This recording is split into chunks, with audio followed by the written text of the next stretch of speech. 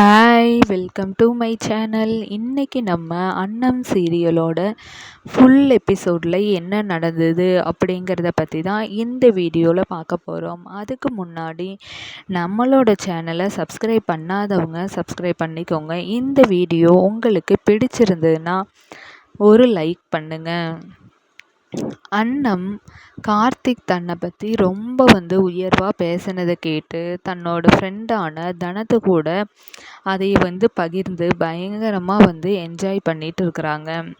Enjoy பண்ணி முடிச்சுட்டு வீட்டுக்கு வராங்க. வீட்டுக்கு அதுக்கப்புறம் பார்த்தீங்கன்னா காலையில் விடிஞ்ச உடனே அன்னம் குளிச்சுட்டு கார்த்திகை ரொம்ப ஆசையாக இத்தனை நாள் இல்லாமல் இன்றைக்கி தாங்க நம்ம அன்னம் ஃபுல்லாக இந்த எபிசோடு ஃபுல்லாமே சிரிச்சிட்டே இருந்திருக்காங்க. கார்த்திகை பயங்கர அன்போடு எழுப்புறாங்க. சின்னத்தான் எந்திரிங்க, இன்றைக்கி பிள்ளையார் சதுர்த்தி, அதனால் நம்ம போய் சிலை வாங்கிட்டு வரணும் அப்படின்னு சொல்லி எழுப்பிடுறாங்க. கார்த்திகை ரொம்ப சந்தோஷமாக எழுந்திரிச்சு கிளம்பி போய் 2 பேரும் சேர்ந்து அழகான ஒரு குட்டி பிள்ளையாரை வாங்கிட்டு வராங்க.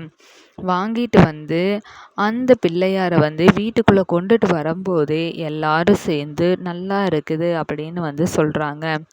ஆனால் கார்த்திகோட அம்மா மட்டும் பயங்கரமாக எப்பவும் போல் சண்டை போடுறாங்க. இது கூட சரவணனும் சேர்ந்துக்கிறாங்க. 2 பேரும் சேர்ந்து அன்னத்தை திட்டுறாங்க. இதை எதையுமே கண்டுக்காத தாய் மாமா சொல்கிறாரு, அவங்க அப்படி தான் சாமி, நீ கொண்டு போய் உள்ள வையே அப்படின்னு சொன்னதும் அன்னம் அந்த பிள்ளையாரை எடுத்துகிட்டு போய் பூஜை அறையில் வைக்கிறாங்க. இதை பார்த்து பொறுக்க முடியாத கார்த்திகோட அம்மாவும் சரவணனும் வெளியே போய் உட்காந்துடுறாங்க. உட்காந்துட்டு பயங்கரமாக சதி திட்டம் தீட்டுறாங்க. இந்த பிள்ளையார் சதுர்த்திக்கு இவங்க நிறையா ஃபுட்ஸ் எல்லாம் செய்கிறாங்க.